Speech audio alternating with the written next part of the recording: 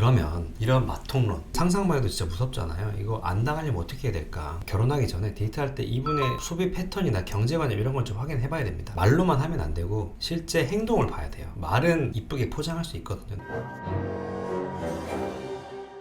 오늘은 제가 맛통론에 대해서 한번 말씀드려보려고 합니다. 맛통론이 뭐냐면 마이너스 통장 이런 데 줄임말이에요. 한국 여성분들의 혼수 국룰이 얼마죠? 3천만 원이잖아요. 근데 그게 이유가 있습니다. 무슨 이유냐? 중소기업 여성분의 대출 한도가 3천만 원인 경우가 되게 많아요. 그래서 이 말은 뭐냐면 결혼하기 전에 마이너스 3천만 원 풀로 대출 받아와서 내가 모은 돈이라고 하고 결혼할 이후에 남편 경제권 가져와서 남편 돈으로 이것을 갚는 행동, 이런 것을 마이너스 통장 이론, 맛통론이라고 합니다. 통폭남의 최근 버전이죠. 오늘은 제가 이 맛통론을 피하는 4가지 방법에 대해서 이혼 변호사로서 한번 말씀드려보려고 합니다. 맛통론은 이혼 사유인가? 실제 맛통론 이렇게 하는 사람들 있습니다. 이게 이혼 사유에 해당하는지, 속은 거라고 하면서 사기 결혼이다 이렇게 하면서 이혼하는 것, 당연히 이혼 사유가 될 수는 없겠죠. 그런데 진짜 이 남편분들이 맛통론을 하는 여성분들이랑 이혼하고 싶어하는 이유가 뭐냐면 이분들의 소비 패턴이에요. 사고방식입니다.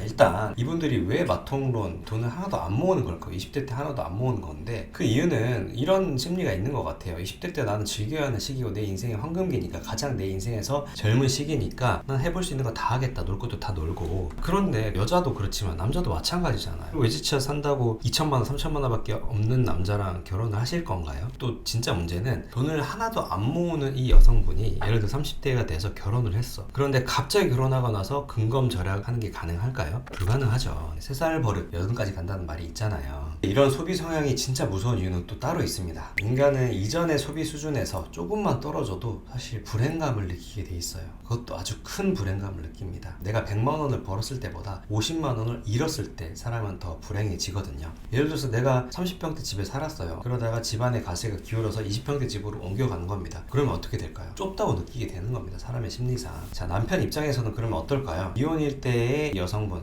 아내의 소비 수준을 맞춰줘야지 그나마 이 아내분의 행복 수준이 유지가 되는 거고, 조금이라도 떨어진다 그러면 아내분은 불행을 느끼게 되는 거예요. 문제는 그 원인을 찾게 되는데 그 원인을 결국 남편에게서 찾게 되는 겁니다. 남편 탓을 하게 되는 거죠. 하루는 상담 오셨어요. 남자분이 오셨는데 하소연을 저한테 하시더라고요. 변호사님, 저는 매일 진짜 야근하고요. 오셨는데 눈이 봤는데 눈이 다 충혈이 돼 있어. 뼈 빠지게 돈 벌어서 내가 따박따박 아내 갖다 주고 있는데 아내는 고마워하지도 않고요. 짜증만 내는데 진짜 이런 결혼 생활 계속 하는 게 맞을까요? 이렇게 얘기를 하시더라고요. 이렇게 맛통론을 하시는 분, 여성분의 특징을 제가 힌트를 하나 드리자면 경제권을 그렇게 가지고 오려고 합니다. 돈 관리 내가 할게, 이렇게 가지고 오려고 하는 거죠. 이때 섣불리 경제권 주잖아요. 그러면 남편은 용돈 30만 원 받고 아내는 남편 월급 다 가지고 가서 친구들이랑 호텔에 애프터 눈티 마시러 다니고 골프 치고 또 육아한다고 힘들다면서 나 자신에 대한 선물이라고 하면서 명품 가방 사고, 이럴 때 남편분들은 현타를 많이 느끼시더라고요. 그러면 이런 맛통론 상상만 해도 진짜 무섭잖아요. 이거 안 당하려면 어떻게 해야 될까? 결혼하기 전에 데이트할 때 이분의 소비 패턴이나 경제관념 이런 걸 좀 확인해 봐야 됩니다. 말로만 하면 안 되고 실제 행동을 봐야 돼요. 말은 이쁘게 포장할 수 있거든요. 내가 마치 개념 있는 사람인 척 이렇게 포장할 수 있는데 실제 행동을 봐야 된다. 어떤 행동을 봐야 되냐? 크게 4가지로 딱 집어서 말씀드리겠습니다.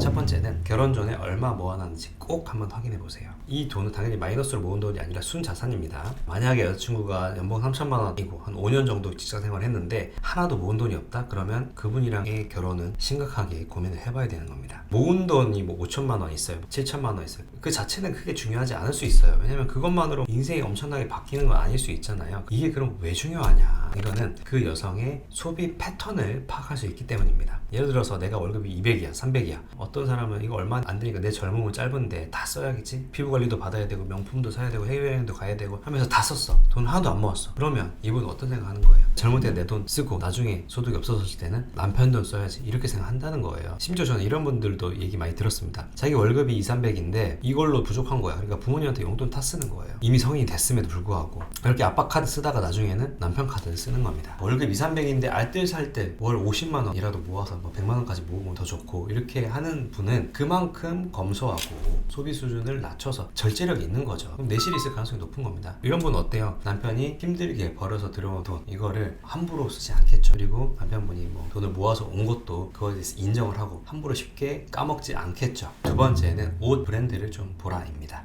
가방이야 사실 요즘에는 명품 가방 한두 개 정도 가지고 있는 경우가 많으니까 이것까지 다 사치라고 하면은 그건 좀 너무 과한 것 같고, 그래서 옷을 보라는 거예요. 옷을 봤을 때 한두 개 정도 명품이 있을 수는 있습니다. 그런데 니트가 프라다고, 자켓은 샤넬이고, 패딩은 몽클리어고, 신발은 말렌시아가고, 하다못해 머리빗은 셀린느고 이러면 그런 분들은 월 쇼핑값으로만 3,400 정도 쓰고 있을 가능성이 높습니다. 그럼 이런 분들이 쇼핑으로 돈을 쓰냐? 아니겠죠. 호텔도 가고 오마카세도 가고 할 거 아니에요. 이런 분들 소비 수준은 정말 높을 가능성이 높은 거죠. 당연히 본인이 능력이 돼서 자기가 번 돈으로 그렇게 한다 그러면 문제 안 될 수 있어요. 그런데 소득 수준이 그렇게까지 안 되는데도 그렇게 한다 그러면 나중에 남편이 다 해줘야 되는 겁니다. 그래서 이런 부분을 좀 봐야 된다는 거고요. 세 번째는 택시 이용 횟수를 좀 보라 이거입니다. 지하철이 다니는 시간인데 굳이 택시를 탄다? 그리고 업무로 인해서 급박한 일이 아님에도 불구하고 귀찮으니까 택시 타고 다닌다? 그런 분들 이런 것들 좀 잘 봐야 돼요. 왜냐면 은근히 택시값 10,000원, 20,000원 하잖아요. 요즘에는 거리가 멀면은 30,000원, 40,000원 이렇게 넘어가는 경우도 있고, 이런 것들이 누적이 되면은 20만원, 30만원으로 택시값이 나갈 수도 있다는 거죠. 그러면 월급이 2,300인데 택시값으로 30만원 쓴다? 10%가 넘어가잖아요. 그리고 또 마지막으로 네 번째는 재테크와 관련된 이야기를 꼭 해보라 이겁니다. 재테크 하면 부동산, 주식, 적금 이렇게 있을 수 있는데 아직 나이가 30 초반이면 어릴 수 있기 때문에 저도 부동산, 주식은 잘 모를 수 있어요. 그러니까 적금이라도 하고 있는지 이런 것들을 확인해 볼 필요가 있다는 거죠. 현재 아직 재테크를 못 하고 있다면 적어도 관심은 좀 있어야겠죠. 그럼 이 재테크에 대한 관심사를 어떻게 파악할 수 있을지, 그거는 그분의 유튜브 채널을 어떤 걸 보는지 보면 확인할 수 있습니다. 경제 유튜브 이런 것도 좀 보는지, 그리고 책을 본다면 어떤 종류의 책을 보는지 이런 것들도 보면 재테크에 대한 관심사를 파악할 수 있습니다. 이런 것들을 좀 잘 파악하셔서 마통론 안 당하시게, 마통론 당해서 이혼하고 싶다라고 하면서 상담 오시는 분이 전 없었으면 하는 마음에서 이런 영상 찍습니다.